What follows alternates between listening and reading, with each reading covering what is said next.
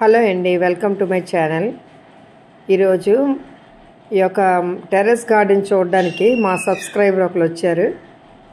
ఇదంతా చూసి వాళ్ళ బాబుకి ప్రాజెక్ట్ వర్క్ ఉందంట, అవన్నీ రాయడానికి అనమాట. ఒక్కొక్కటి పట్టుకొని వాళ్ళు ఫోటో తీసుకుంటున్నారు.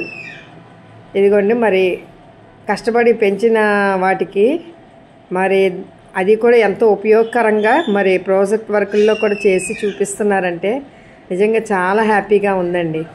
అందులోని మా సబ్స్క్రైబర్స్ అంటే ఇంకా మరి మాకు ఇంకా హ్యాపీగా ఉంది. ప్రతిదీ కూడా వాళ్ళు చూసి మరి ఆవిడకి కూడా చాలా మొక్కలంటే చాలా ఇంట్రెస్ట్ అన్నమాట. చూశారు కదా, ప్రతి సలహా కూడా తన ఇస్తూ ఉంటారు. ఇప్పుడు పసుపు అండి, ఇది పసుపు పండించాం కదా, ఒక చిన్న దాంట్లోనే వేస్తే చూడండి ఎంత వచ్చిందో. అంటే మరి ఇంకా పెద్ద డబ్బాలో వేసాం అనుకోండి ఇంకా ఎక్కువ వస్తుంది, కానీ ఒక ట్రైల్ వేసాను అనమాట చూద్దామని. అయితే పసుపు తీయమన్నాను, తీసి అవన్నీ చేస్తున్నాడు. చూసారా బాబు, ఇది అరకు అక్కడ నుంచి తెప్పించిన పసుపు అండి, ఇది చాయ్ పసుపు. ఇది చిన్నపిల్లలకు కూడా ఇది నూరి అది పడతారనమాట.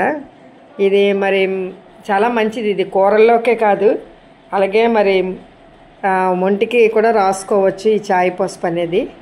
మరి పసుపు అనేది చాలా ఇన్ఫెక్షన్ అవన్నీ కూడా పోతాయండి, శరీరంలో ఉన్న మచ్చలు ఇన్ఫెక్షన్. అలాగే కడుపులోకి ఒక ట్యాబ్లెట్ లాగా ఒక ముద్ద తయారు చేసుకొని మనం మింగచ్చు. అలాగే మరి ఒంటికి కూడా రాసుకోవచ్చు స్నానానికి ముందు. మరి ఇవన్నీ కూడా పసుపు వల్ల చాలా లాభాలు ఉన్నాయి, చూసారు కదా. కానీ చాలామంది పసుపు ఎక్కువగా వాడరండి, కానీ వాడాల. ఈ పసుపు వాడితే మరి శరీరానికి ఎంతో మంచిది.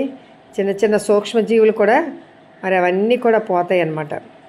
ఇదిగోండి, ఆ పసుపుని వాళ్ళు సెపరేట్ చేస్తున్నారు, చూసారు కదా. ఇప్పుడు సమయం ఎంత అంటే 12 అయ్యిందండి. మరి ఈ 12 గంటల సమయంలో కొంచెం ఎండ ఉన్నది, అయినా సరే మరి పాపం వచ్చి అంతా కూడా వాళ్ళు ప్రాజెక్ట్ వర్క్ కోసం అంతా ఇచ్చేస్తున్నారు. ఇదిగోండి అవన్నీ కూడా. అయితే మొక్కలు పెంచినప్పుడు కూడా మనం కొన్ని ఉపయోగకరంగా మనం పెంచుకోవాలండి.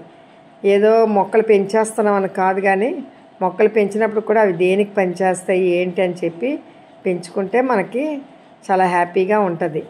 ఎందుకంటే ఇప్పుడు బీరపాదు మొన్నటి వరకు వేసాను కదండి, ఇప్పుడు అదంతా తీసి కొత్తగా మళ్ళీ వేసాను అనమాట. విత్తనాలు జల్లేస్తే చాలు. ఈ నెక్స్ట్